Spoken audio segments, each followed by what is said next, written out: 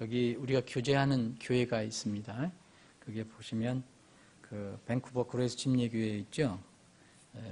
그 스티븐 화이트 목사님이 아마 언제 왔지 기억이 잘 안 나는데 2년 전인가요? 3년 전인가? 3년 전에 우리 교회 와서 집회를 하셨는데 거의 매일 우리 교회를 위해서 기도하고 있습니다. 이제 그 연락이 왔는데 우리 교회가 다시 이제 옮겨간 그 장소를 좀 여러 군데 찍어서 좀 보내달라고 그렇게 연락이 왔습니다. 그 교회를 위해서 기도해 주시고 그 여러분들 기도 제목이 있고요. 그 교회가 이제 조금 이렇게 확장하는 가운데 있어서 그 건물 확장을 위해서 기도하고 있고요. 거기서 이제 지난 학기부터 이 바이블 칼리지 성경 신학교를 시작했습니다. 그래서 그 신학교 사역도 잘 이루어질 수 있도록 이렇게 도와달라고 주님께 기도했으면 좋겠습니다. 여기 기도 제목에 이제 정리가 안 됐는데 우트만 선교사님이 원래 이제 그 어제 수술을 받기로 돼 있었는데 혈압이 좀 높아서 내일 아침에 수술을 받습니다. 기억하세요. 시간은 9시 30분. 9시 30분에 무릎 관절 수술을 받습니다. 선교사님 수술이 잘 되고 또 빨리 잘 돼야 되는 것이 이 용산교회가 너무 이렇게 목회자가 자리를 많이 비면 어렵잖아요. 그래서 그 부분을 놓고도 기도해 주셨으면 좋겠습니다.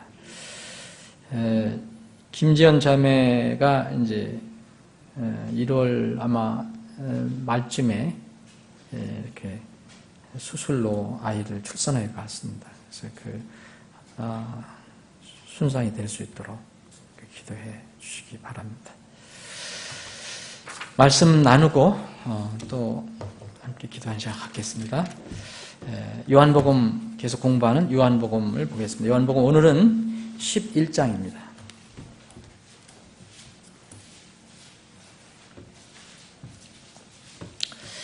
요한복음이 이제 21장으로 되어 있는데 오늘 11장이면 이제 반환점을 돌았습니다. 오늘부터 이제 뒷부분으로 이제 들어가는 건데 저는 요한복음에 여러 가지 사건이라든지 이야기 이런 것들이 참 재밌다고 표현하기는 그렇지만 영적인 교훈을 얻을 수 있는 게 참 많은데 그 요한복음 21장 가운데 딱 중앙에 있는 요한복음 11장은 앞에 10장이고 뒤에도 10장이거든요.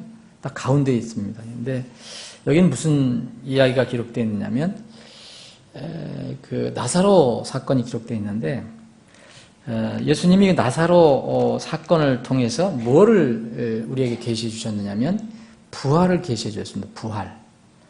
나사로가 실제로 우리가 지금 기다리는 그런 부활하고는 다르지만 이 나사로가 분명히 죽었다가 예수님을 통해서 예수님께서 살려주시는 이런 장면을 통해서 예수님은 그 주위에 있었던 사람들에게 앞으로 일어날 부활의 그 진리를 알려주십니다.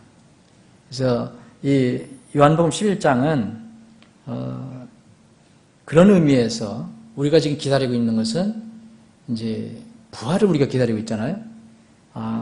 나팔소리를 우리가 기다리고 있는데 하나님 나팔소리를 기다리며 살고 있는데 하나님 나팔소리가 나면 우리는 이제 이렇게 산채로 있다면은 우리 몸이 이제 썩지 않을 몸으로 부활이 되죠. 영화로운 몸으로 바뀌죠. 그리고 이미 죽어서 무덤에 갇힌 우리 성도들이라면 실제로 그 몸이 이제 다시 일어나는 부활. 여러분 우리도 부활입니다. 우리가 산채로 있을 때도 부활이라는 것은 육이 호흡이 끊어져서 일어나는 것만 부활이 아니고 우리 몸이 이런 상태로서는 반드시 썩게 돼 있거든요. 썩지 않을 몸으로 바뀌는 것도 부활입니다. 그래서 이 가장 지금 이 시대에 이 시대 성도들에게 어떤 하나님의 어떤 스케줄이 있다면 하나님의 시간표에서 가장 지금 기다리는 바로 목도에 있는 그런 사건을 기다리는데 그 사건의 진리를 주님께서 이 11장에서 가르쳐 주고 계십니다. 저는 요한복음 11장을 이제 준비하면서 간단하게 제목을 한번 만들어 봤습니다. 나사로의 부활이 아니고 부활과 나사로라고 이렇게 제목을 달아봤습니다. 1절부터 오늘 4절까지 읽고 이 부분을 한번 살펴보겠습니다. 이제 나사로라는 이름의 어떤 사람이 병들었더니 그는 마리아와 그녀의 언니 마르다의 마을 베다니 사람이더라. 특별히 바르게 보존된 우리 킹제임 성경은 그 2절을 괄호로 묶고 있습니다. 이것은 구체적으로 이렇게 설명의 주의를 이렇게 우리의 주의를 기울이게 하죠. 그래서 그 마리아는 그 마리아 마르다 나사로라는 사람이 있는데 그 마리아는 향유를 두께 붓고 자기 머리털로 그분의 발을 닦던 자더니 그녀의 오라비 나사로가 병들었더라. 그러므로 그의 누이들이 그분께 사람을 보내어 이르되 주여 보소서 주께서 사랑하시는 자가 병들었나이다 하매 예수님께서 그것을 들으시고 이르시되 이 병은 죽을 병이 아니라 하나님의 영광을 위한 것이니 하나님의 아들이 그것으로 말미암아 영광을 받으리라 하시더라. 우선 1절부터 4절만 읽었습니다. 조금 전에 말씀드렸던 것처럼 저는 요한복음 11장을 이제 드디어 요한복음 11장을 이제 우리가 공부하는구나 이렇게 생각하면서 이렇게 많이 기대를 해봅니다. 자기가 준비하면서 뭘 기대하는가 이렇게 생각할 수도 있겠지만 그게 아니고 제가 마음대로 하는 게 아니고 저도 다른 분들이 쓴 책도 읽어보고 이게 주석서도 읽어보고 하지만 이게 여러 번 읽고 묵상을 하고 나름대로 또 필요한 것들을 주시거든요. 그래서 이 요한복음 11장을 공부할 때 제가 준비할 때 하나님께서 무슨 은혜를 주실까 그런 기대를 한다는 겁니다. 여러분들도 요한복음 11장을 공부하시면서 정말 기도하는 마음으로 주님 요한복음 11장을 다 공부하는 동안에 무슨 은혜를 제가 받을 수 있습니까? 그 은혜를 주십시오. 한번 기도를 해보시면서 공부하시면 도움이 되시지 않을까 생각해 봅니다. 1절부터 4절까지는 저는 한 가족 세 인물이라는 또 제목을 달아봤습니다. 여기 이 부활 사건, 그 나사로가 죽었다 살아난 사건, 부활의 진리를 가르쳐주는 이 사건이 본격적으로 이렇게 기록되기 전에 이 성경은 성령 하나님께서는 이 사건의 그 주인공이라고 할 수 있는 사람들을 소개해 줍니다. 이 1절부터 2절 보면은 구체적으로 이 사람들이 누군가 이름을 다 거론하면서 그리고 간단하게 그 사람들에게 설명을 해주고 있습니다. 그래서 이 한 가족이 나오는데 이 한 가족의 구성원은 세 사람입니다. 세 사람. 이것을 이렇게 제가 준비하면서 그런 생각을 해봤어요. 한 가족 하면 엄마 아빠가 있고 그리고 자녀가 있는데 여기는 가족은 가족인데 부모는 기록이 안 돼 있습니다. 부모는. 저는 모르겠어요. 이것은 왜 기록되지 않았나. 근데 분명히 성경은 이 세 사람이 한 가족이라고 얘기합니다. 이 나사로가 오라버니로서 아마 제일 나이가 먹은 그런 오빠로 보이는데 나사로가 이제 좀 부모님이 좀 돌아가셨거나 또는 일찍 돌아가셔서 이 나사로가 가정을 끌어가는 그런 상황이 아닌가라도 생각해 봤습니다. 성경은 그에 대해서 자세히 얘기하고 있지 않지만 하여튼 마르다와 마리아와 나사로는 같은 형제다, 한 가족이다. 그래서 같은 집에 사는 걸로 이렇게 기록을 하고 있습니다. 사복음서에 모두 이적 기사가 많이 기록이 되어 있습니다. 그런데 요한복음에 기록된 기사가 독특한 기사가 있는데 오늘 우리가 이 11장, 읽어보는 이 11장, 이 기사도 이 요한 복음에만 기록이 되어 있습니다. 근데 사실 이 이적 기사를 읽어보면 약간 전율을 느끼게 합니다. 사람마다 틀리겠지만. 여기 죽어서 무덤에 묻힌 나사로가 살아나는 이야기로 단순한 그것뿐만 아니라 이 안에 이를 둘러싸고 있는 여러 가지 영적인 진리와 교훈들을 담고 있습니다. 그래서 우리가 공부하는데 아주 유익한, 성경은 다 그러하지만 특히 요한복음 11장은 여러분들이 많이 묵상하면 좋은 교훈을 얻을 수 있습니다. 성경에 어떤 사건이든 그 사건 자체의 의미가 있는 것이 아닙니다. 무슨 사건이 일어났다. 그 자체가 중요한 게 아니고 성경은 항상 그 사건에 관련된 사람들을 클로즈업 시킵니다. 왜냐하면 하나님께서 사건을 중요시 여기는 게 아니고 한 혼혼들을 중요시 여기기 때문에 그렇습니다. 온 세상을 주고도 바꿀 수 없는 것이 한 혼의 생명이라 했잖아요. 한 영혼이라 했잖아요. 그러니까 뭐 세상이 어떻든 간에 거기를 둘러싸고 있는 그 관련되어 있는 그 사람들이 중요합니다. 그러면 이 사건에서 마리아, 마르다, 나사로 이 제일 중요한 인물인데 물론 여기 제자들이 나오고요. 그리고 뭐 다른 유대인들도 나오지만 여기서 제일 중요한 세 사람이 나옵니다. 이 사건의 주인공 물론 나사로입니다. 근데 예수님 중심으로 또 다른 두 사람이 지금 나옵니다. 그게 바로 나사로의 두 누이 마르다, 마리아입니다. 중요한 역할을 합니다. 여기서 예수님께서 부활에 관한 진리를 가르쳐 줄 때 이 마르다와 마리아가 중요한 역할을 해줍니다. 이들이 아주 주님의 뜻대로 이렇게 그대로 이렇게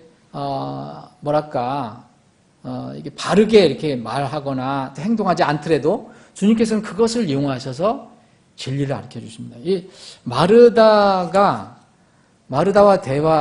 주님께 이렇게 자꾸 질문하고 그렇게 하기 전에 하지 않았다면 구체적으로 주님께서 이렇게 이 부활의 진리를 가르쳐 주셨을까? 마르다는 어느 정도는 알고 있었거든요. 어느 정도. 근데 마르다가 말하는 것이 잘못된 것을 정리해 주시면서 더 구체적으로 말씀해 주십니다. 부활에 대해서. 근데 주님께서 이 나사로가 다시 살아난 사건을 깊이 이해하려면 우리가 주님이 이 사건을 중요시 여기는 게 아니라 그 사건을 둘러싸고 있는 사람을 중요시 여기니까 이 사람들의 됨됨이 어떤 인물인지 살펴본다면 우리가 이제 이 공부를 본격적으로 하기 전에 이 사건을 더 깊이 이해할 수 있는 데 도움이 될 것입니다. 다시 말씀드리면 하나님께서는 어떤 사건을 일으키시더라도 절대 그 사건 자체의 중요성을 주시하는 것이 아니고 그 사건을 일으키거나 그 사건의 주위에 관련된 사람들을 생각하시고 일을 하신다는 거죠. 그럼 여기에 중요한 사람은 바로 나사로 그리고 마르다와 마리아입니다. 첫 번째 나사로는 어떤 인물이겠습니까? 여러분들이 성경에 나사로라는 이름을 이렇게 흔한 이름인 걸 알고 있을 것입니다. 누가복음 16장에 나와 있는 유명한 또 동명이인이 있죠. 나사로, 거지 나사라고 있습니다. 근데 이 나사로는 다른 사람이잖아요. 여기는 마르다 마리아의 오빠 오라버니입니다. 여기에 나사로는 특징이 하나 있습니다. 여러분 성경을 어디를 찾아보셔도 나사로가 말한 것을 기록해 놓은 적이 없습니다. 나사로가 꽤 나와요. 그런데 나사로의 특징이 하나 있습니다. 우리는 나사로에 대해서 많이 이야기하죠. 여기 11장만 공부해도 한참 나사로 이야기할 겁니다. 그런데 정작 그는 한마디도 말하지 않습니다. 혹 말을 했을지 모르죠, 실제. 그런데 성경은 나사로가 말한 것을 한 번도 기록하지 않았습니다. 저는 이것도 한번 생각을 해봤습니다. 그는 주님의 사랑을 분명히 받았다고 그랬어요. 여기 보면 주님이 사랑하셨다고 그랬거든요. 여기 5절에 보면 예수님께서 마르다와 그녀의 여동생과 나사로를 사랑하시더라 그랬어요. 분명히 예수님께서 나사로를 사랑했습니다. 예수님의 사랑을 받았고요. 또 주님을 사랑하며 따라다녔습니다. 섬겼습니다. 그런데 말이 없는 형제로 나옵니다. 병에 걸려서 죽음도 맛보았고 자신의 병과 자신이 걸렸던 병과 죽음을 통해서 하나님의 영광을 드러낼 수 있는 도구로 쓰임을 받았는데 자기가 얘기한 것은 하나 기록되어 있지 않습니다. 여기 이제 요한복음 12장을 공부하고 난 뒤에 12장을 보면 죽었다가 다시 살아난 이 나사로가 주님의 제자들 가운데 그 주님 앞에서 이렇게 있는 것을 볼 수 있습니다. 요한복음 12장에 보면 예수님 앞에 앉아 있는 것이 보이거든요. 저는 이 나사로의 특징을 한번 생각해 봤습니다. 이 세 가족, 한 가족의 세 인물을 우리에게 주셨는데 특히 부활에 관한 진리를 주셨는데 나사로가 여기에 하나님의 영광을 위해서 쓰임을 받았거든요. 나사로가 병이 들렸습니다. 근데 예수님이 뭐라냐면 그건 죽을 병 아니다. 하나님의 영광을 위해서 그런 병이 들은 것이다라고 말씀하셨거든요. 우리는 말을 하지 않고 절대로 복음의 내용을 전할 수 없습니다. 그렇죠? 여러분 뭐 수화로 이렇게 전할 수는 있을지 모르지만 어떤 사람이 복음을 알기를 원하는데 여러분들이 딱 다물고 있으면 복음이 안 전해질 겁니다. 복음이라는 소리니까 복스러운 소식 아닙니까? 소리? 그러니까 우리는 말을 해야 합니다. 그래서 말을 하지 않고는 복음을 정확히 전할 수가 없습니다. 그러나 내가 하는 말, 나의 삶이 뒷받침해 주지 못할 때는 내가 전한 복음이 능력이 되지 않을 수 있습니다. 그런데 이와 달리 비록 우리가 언변 능력이 없어도 말없이 삶으로 복음을 전한다면 우리의 삶이 예수 그리스도의 죽음과 부활하심을 우리 삶을 통해서 증거할 수 있다고 생각합니다. 요새 특별히 이런 것이 필요합니다. 나사로는 분명히 여기 나중에 보면은 나사로를 통해서 예수를 믿는 사람이 나타납니다. 근데 나사로는 한마디 하는 것이 기록되어 있지 않습니다. 분명히 말을 할 수도 있습니다. 그런데 성경은 기록하고 있지 않습니다. 이 마르다와 마리아는 많이 말하는 게 나와요. 그런데 이 형제 나사로는 말을 하지 않습니다. 저는 하나님께서 이 나사로를 이 복음의 도구로 이 부활의 진리를 알려주시기 위해서 이 영광을 위해서 사용하신 도구로 쓰셨을 때 누구든지 쓸 수 있잖아요. 아니 마리아도 쓸 수 있고 마르다도 쓸 수 있고요. 죽는 거 꼭 남자만 죽어야 합니까? 나사로를 쓰신 것이 그런 배경이 혹시 있지 않겠나. 남자를 그렇게 쓰실 때 여러분 나사로가 비록 말은 많이 하지 않았지만 그는 그 삶을 통해서 죽었다가 살아난 뒤에 그 삶을 통해서 분명히 사람들을 주께로 인도했습니다. 사람들이 나사로가 죽었다가 살아났다는 것을 궁금히 여기고 나사로를 찾아온 것을 볼 수 있습니다. 나중에 12장에 보면요. 나사로는 이러한 특성을 가지고 있는 사람입니다. 두 번째 마르다는 여러분들 잘 알죠. 예? 마르다 하면 여러분들 무슨 생각납니까? 봉사의 여왕이다. 요새 얘기하면. 예? 섬김의 여왕, 대명사로 여겨지는 인물입니다. 저는 이런 설교를 꽤 들었다고 생각하는데 여러분들 들었을 것입니다. 흔히 마르다와 마리아를 비교하는 설교를 많이 듣습니다. 그 설교를 할 때 보면 대개 누가복음 10장의 뒷부분에 있는 그 말씀을 가지고 설교를 하게 됩니다. 이런 설교에서는 대부분 마리아의 믿음을 돋보이게 하기 위해서 언니 마르다의 섬김을 부정적으로 묘사하는 경우가 많이 있습니다. 여러분들 그런 설교 들으셨죠? 그런데 저는 조금 달리 생각하는데 그런 설교는 조심해야 한다고 저는 생각합니다. 성경은 섬김을 강조하고 있습니다. 물론 말씀은 말할 것도 없습니다. 말씀 강조는 더합니다. 말씀도 절대적으로 필요하고, 그런데 말씀이 있는 사람은 섬김도 필요하다는 것을 강조합니다.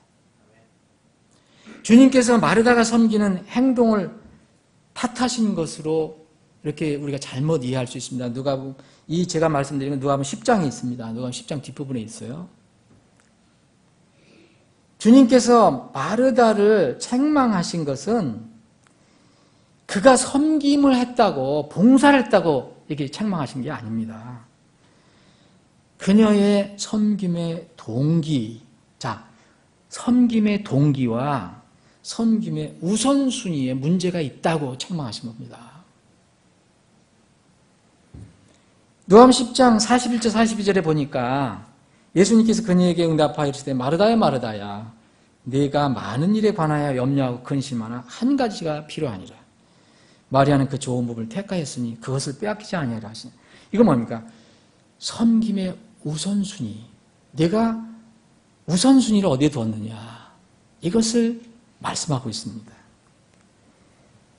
그녀는 땀 흘려 섬기는 자신의 처지를 돕지 않는 동생 마리아를 그 말씀 전에 보면 미워하는 마음을 가졌습니다.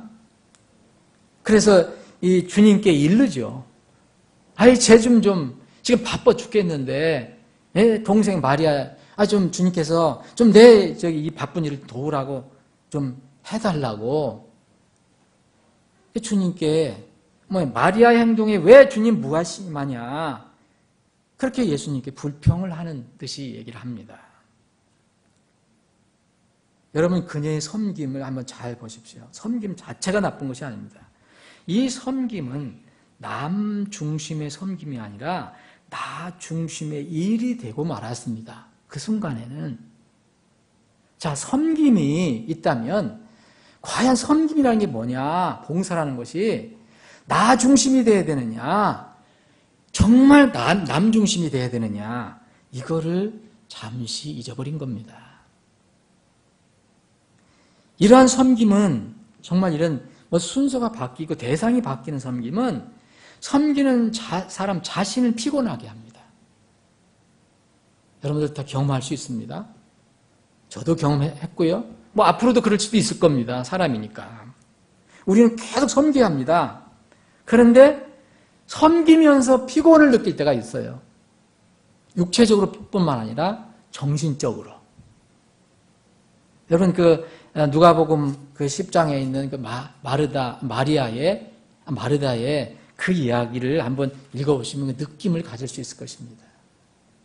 지금 손님들이 많이 와서 주님을 내가 잘 섬겨야 되는데, 맛있는 음식도 해드리고 또 주님과 같이 온 제자들에게도 이렇게 좋은 음식을 해드렸는데, 왜 내 동생은, 마리아는 거기서 턱만 고이고 앉아서 말을 듣는다고 있는가?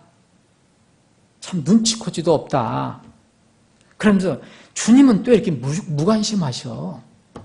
감각이 없으신 분인가 봐. 이런 투였잖아요. 누가복음 10장 보면. 주님에게도 이렇게 비슷하게 책망하는 그런 얘기를 하지 않습니까? 왜 주께서 돌아보지 않으십니까? 나 혼자 섬기게 내버려 두는 것 왜 주께서 돌아보지 않으십니까? 이렇게 얘기하거든요. 마르다가. 여러분, 이것을 한번 잘 생각해 보면 마르다는 섬기는 일이 많아 괴로워하더라, 그런 말씀이 나옵니다. 여러분, 섬기는 것은 사실 기쁜 거거든요. 그렇죠? 여러분, 요새 봉사하는 사람들 많잖아요. 세상에도 자원봉사하는 사람들. 이거 괴롭다, 내가 이렇게 한 사람이 있으면 정말 그 괴로운 거죠. 학교에서 봉사 시간 가지고 채워오라 그러니까 가서 그냥 찡그리면서 막 하는 사람도 있겠죠. 그건 사실 봉사가 아닙니다. 성경적인 봉사가 아니죠. 마르다는 섬기는 일이 많아 괴로워하더라. 여러분, 그렇게 불평을 했죠. 여러분, 불평을 하며 섬기는 것은 이미 섬김의 본래의 의미를 상실한 겁니다. 섬김은 내가 희생해서 남의 유익을 위해 하는 행동이잖아요. 그죠? 만약 섬기는 사람이 자기가 섬기는 사람의 반응에 따라서 영향을 받는다면 그건 뭐가 됩니까? 섬김이 아니라 뭐가 되죠? 거래가 됩니다. 거래가 되는 거 아니에요. 내가 섬기는데 상대방이 어떤 반응이 일어나나. 거래. 내가 이렇게 했으니까 너도 줘라.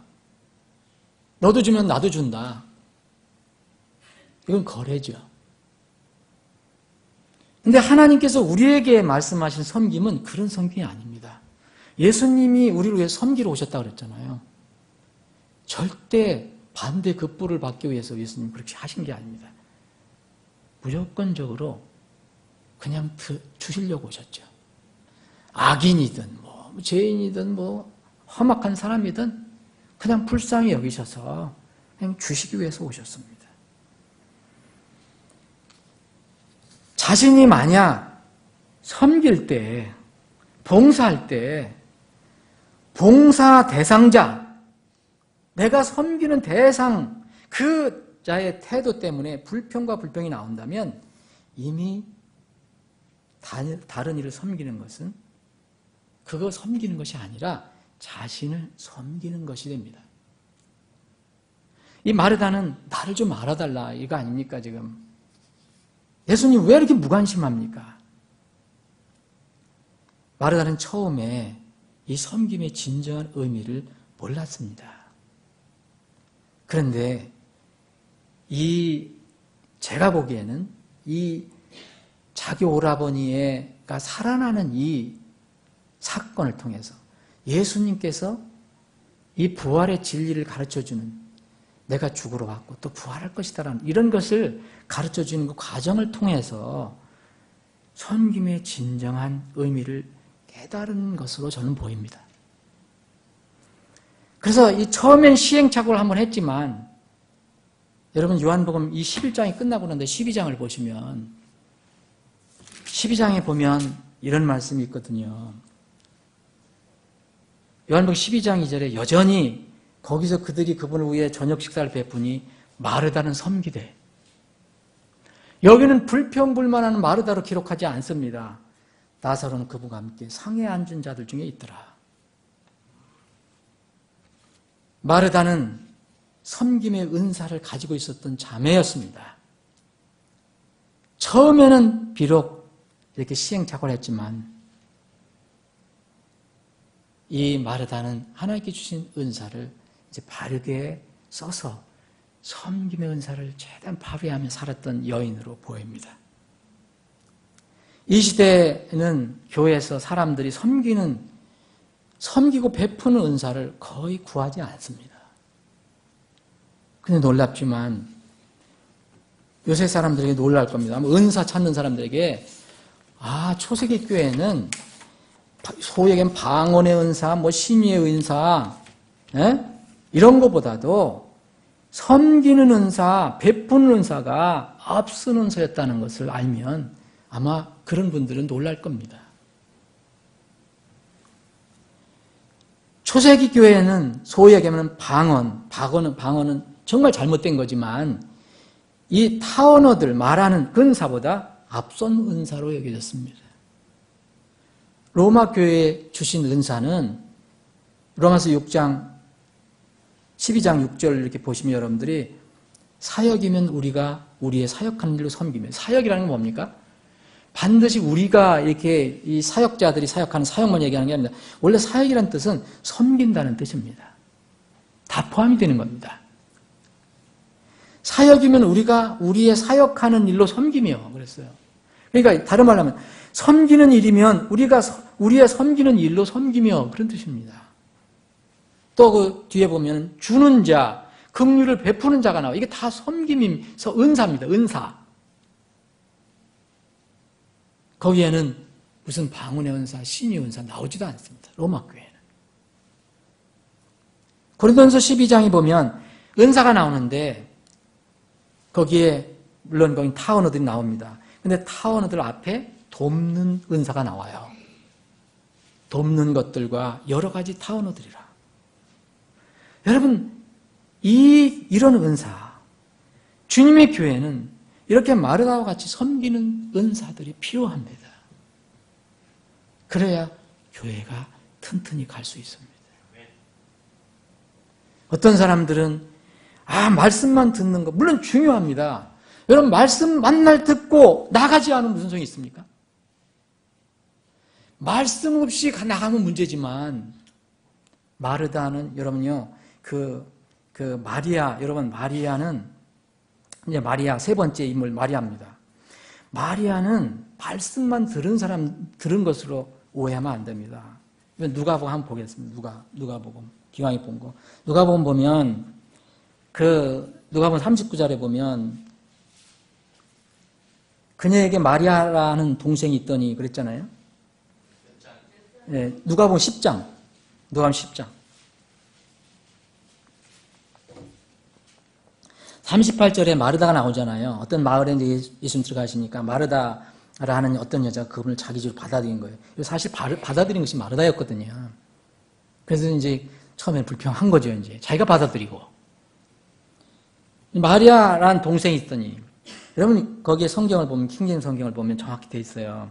여기도 번역도 잘 됐고요. 그녀도 예수님 발 앞에 앉아 그분의 말씀을 들으나 그랬어요. 그녀도 말씀을 들었다 그랬어요. 그러면 이게 도가 뭡니까? 영어는 정확하게 돼 있어요. 그녀는 또한 also. 여러분 여러 사람들이 앉아 있었어요. 예수님 앞에서 말씀을 들으려고. 그런데 이 여러 사람들과 함께 이 여인도 앉았다 그랬어요. 말씀을 들었다라고 얘기합니다. 이것을 보면 마리아 우리가 생각해 볼 수 있는 게 마리아가 전혀 일을 안 했다고 얘기할 수 없습니다. 그런데 결정적일 때 예수님 앞에 가서 말씀을 들었다고 생각할 수 있습니다. 그녀가 예수님 발 앞에 앉아 그분의 말씀을 들었다고 얘기한 게 아니고 그녀도 다른 사람들과에서 껴서 그녀에게 마리아라는 동생이 있더니 그녀도 이렇게 얘기합니다. 그래서 나중에 예수님께서 이렇게 얘기하시거든요. 중요한 부분을 택했다 이렇게 얘기하잖아요. 중요한 부분을 택했다. 물론 일하는 부분이 있었고 말씀 듣는 부분이 있었는데 결정적일 때는 말씀을 들었다는 겁니다. 그럼 마리아가 일을 안 했다고 얘기하면 안 됩니다. 대부분 설교 보면 마리아는 일 안 하고 말씀만 들었다. 그리고 마르다는 말씀은 안 듣고 일만 했다. 사실 그렇게 하는 분들은 또 목사님들은 더 열심히 봉사를 하거든요. 이거는 말씀이 있는 사람들은 봉사를 합니다. 마리아는 어떤 사람입니까? 성경에서 널리 알려진 인물입니다. 그렇죠? 마리아 참 유명한 사람입니다. 마리아 여러 군데서 나옵니다. 특히 여기에 오늘 본문 말씀에 뭐라고 설명했습니까? 가론에 마리아는 향유를 주께 붓고 자기 머리털로 그분의 발을 닦던 자다. 그 과거형으로 얘기하잖아요. 그럼 이 사건이 일어나기 전에 뭔가 이렇게 예수님의 발을 닦았던 사람으로 소개하고 있습니다.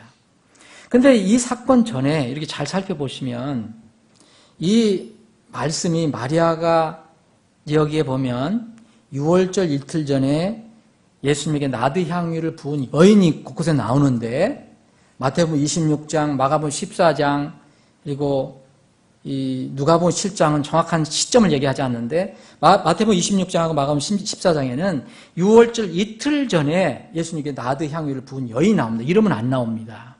죄인이 나오거든요. 근데 분명히 6월절 이틀 전이라고 분명히 되어 있습니다.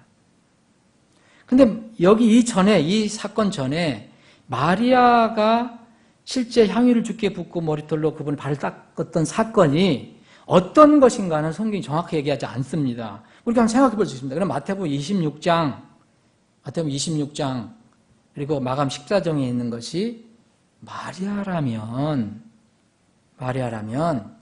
마리아는 최소한 2번 예수님께 향유를 부은 여인이 됩니다. 왜냐하면 12장에 보면 또 한 장면이 나오거든요. 6월절 엿새 전에 그럼 이 시차절에 두 번, 이 마태복음 26장에 6월절 이틀 전에, 여기 그 요한복음 12장 6월절 엿새 전에 그래요. 6월절 엿새 전에 분명히 마르다가, 이 마리아가 또 향유를, 그 값진 향유를 예수님에게 붓는 장면이 나옵니다. 발을 씻긴 장면이 나와요. 근데 여기 11장 2절에는 전에 이런 한 마리아다. 그러면은 마태복음 26장이나 마가복음 16장에 있는 것이 마리아인지 아니면은 이 성경에 기록되지 않은 어떤 사건이 또 있었는지 우리는 정확히 모릅니다. 그렇죠? 그런데 이 최소한도 이 마리아는 두 번 이렇게 한 걸로 우리가 생각할 수 있습니다. 이거는 12장에 또 한 번 나오거든요. 이 마리아는 정말 이 마르다는 섬김의 대명사지만 마리아는 뭐랄까요? 이 드림의 대명사. 완전 희생의 대명사. 헌신의 대명사입니다. 성경을 보면 마태복음 26장이나 마가복음 14장에 그 귀한 향유를 옥합을 깨뜨려서 주님께 붓고 발을 씻었던 그 여인, 이 여인을 제자들은 책망을 하거든요. 너무 왜 낭비하냐? 예수님이 오히려 제자들 책망하고 이 여인을 기릴 것이다 얘기합니다. 그러면서 이 여인이 예수님의 죽으심, 대속의 죽으심을 참뜻을 알고 준비했기 때문에, 장사를 준비했기 때문에 복음과 함께 널리 알려질 것이다 라고 얘기합니다. 형제들이 많이 있었는데 이 여인이 그렇게 했다고 얘기합니다. 이 여인은 주님의 죽으심을 내다보고 있었습니다. 단순한 죽으심이 아니고 자기 자신을 위해, 나를 위해서 죽으실 것이라는 것을 내다보고 준비한 겁니다. 그러니 여러분, 이걸 깨닫고 그 주님, 죽으실 주님을 생각하면은 어떻게 하겠습니까? 자기가 있는 전 재산을 다 털어서 이 돌아가실 주님을 위해서 어떻게 해드릴까? 그것도 어떻게 합니까? 그냥 눈물 범벅이 돼서 그분을 섬긴 겁니다. 그것이 바로 옥합을 깨트린 여인이에요. 그 여인의 그 형편을 우리가 이해하면 왜 그렇게 했을까? 여러분, 그런 상황이라면 다른 사람 좀 몰라요. 나는 이제 깨달았어요. 나 같은 더러운 여인, 거기에 보면은 마태복음이나 마가복음은 죄인이라고 돼 있거든요. 여인을 죄인이라고 설명해요. 이 죄인 나를 위해서 이렇게 처절하게 죽으실 것이다. 피 흘리실 것이다. 이런 걸 죽으셔야 한다. 저분은 이걸 깨달으면 저분이 죽으시는 것을 준비할 때 장사를 준비했다 그랬잖아요. 그럼 눈물 안 나오겠습니까? 자기 가진 거 뭐가 아깝겠습니까? 옥합을 깨뜨린 겁니다. 마리아만 그것을 알고 있었다고 얘기합니다.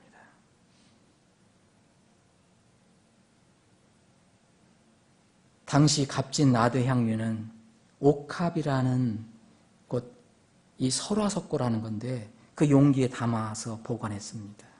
마가복음 14장 3절에 보면 그런 말씀, 매우 귀한 나드 향유를 담은 옥합. 그걸 가지고 왔다고 그랬어요. 그걸 깨뜨렸다고 그랬어요. 이 여인들의 옥합 안에 있는 그 향유는 평생 자기가 얻은 돈으로 그때마다 향유를 사서 모은 겁니다. 그때는 재산 증식, 재산 보호 그런 차원으로도 썼으니까요. 자기 전 재산이나 다름이 없습니다. 그래서 그 옥합은 이 설화석고는 만들 때 이게 무슨 일종의 깨지는 대리석 비슷하게 뭐 석고 형식으로 만들었다는데 재질은 전 정확히 모르겠어요. 이 입 주둥이를, 입구를 한 번 넣으면은 잘 흘러내리지 않게 그런 그릇이었답니다. 그 나중에 그걸 채우면 가득 담으면 그걸 깨는 거죠. 쓸 때. 웬만하면 안 깨는 거죠. 평생. 그것을 깨뜨렸다는 것은 뭘 깨뜨린 겁니다. 자기 삶을 주님께 드렸다는 걸 얘기하는 겁니다. 그 가난한 여인에게 그건 전부잖아요. 마리아는 자기가 모았던 모든 것을 조금도 남기지 않고 모두 사용했다는 것을 의미합니다. 마리아는 자신의 삶 전체를 드렸습니다. 사람들은 항상 나를 위해 무엇을 많이 남겨두고 조금만 주님께 드리려고 합니다. 그래서 제자들도 그런 행동을 했습니다. 제자들도 마리아의 그런 행동을 낭비라고 생각했습니다. 그러나 그것은 낭비가 아닙니다. 훌륭하고 지혜로운 어떤 섬김의 투자였습니다. 주님은 한 달란트 받은 게으르고 악한 종에게 나중에 책망하지요. 너 최소한도 그 한 달란트 최소한 은행에 맡겨 이자를 받아내야 할 것 아니었냐 이게 아닙니다. 여러분 저는 성경에 은행이 있다는 게 참 처음에 놀랐어요. 누가복음 19장에 보면 은행이라는 말이 나오거든요. 그러면 어찌하여 내가 내 돈을 뱅크에 넣어두지 아니하였느냐. 그리야 했더라면 내가 올 때 이자와 함께 내 것을 요구하였으리라 하고. 주님은 반드시 우리가 주님을 위해 헌신하는 것 낭비로 보지 않으십니다. 놀라운 이자 곧 보상으로 갚아주실 것입니다. 나사로 마르다 오늘 말씀이 좀 길어졌는데 말씀하겠습니다. 나사로 마르다 마리아 이 한 가족 세 사람은 각자 주님께서 주신 성품으로 주님을 따르고 받은 은사로 주님을 섬겼습니다. 마르다는 일하며 섬겼습니다. 나사로는 하나님의 영광의 도구로 쓰임받고 말없이 그러나 실천적인 삶을 통해 주님을 섬겼습니다. 그는 누워있다가 주님이 부르심을 듣고 일어섰고 살아난 뒤에 말없이 주님 앞에 앉아서 주님을 섬겼습니다. 마리아는 자기 것을 온전히 깨트리고 주님께 부어드리고 주님의 발을 닦는 것으로 섬겼습니다. 자기에게 가장 소중한 옥합을 깨뜨려서 아낌없이 주님께 쏟아부었습니다. 각자의 주님께서 주신 성품과 은사와 능력으로 섬겼습니다. 누가 이게 잘 섬겼느냐 경쟁할 필요 없습니다. 그런데 우리는 누구나 이 여인이 가지고 있었던 것처럼 옥합이라는 걸 가지고 있습니다. 다 가지고 있습니다. 문제는 그 옥합을 깨트리느냐 이겁니다. 깨트려서 어떻게 하느냐 이겁니다. 내 자신을 위해 쓰느냐 아니면 여러분의 주님과 그분의 복음을 위해 쓰느냐.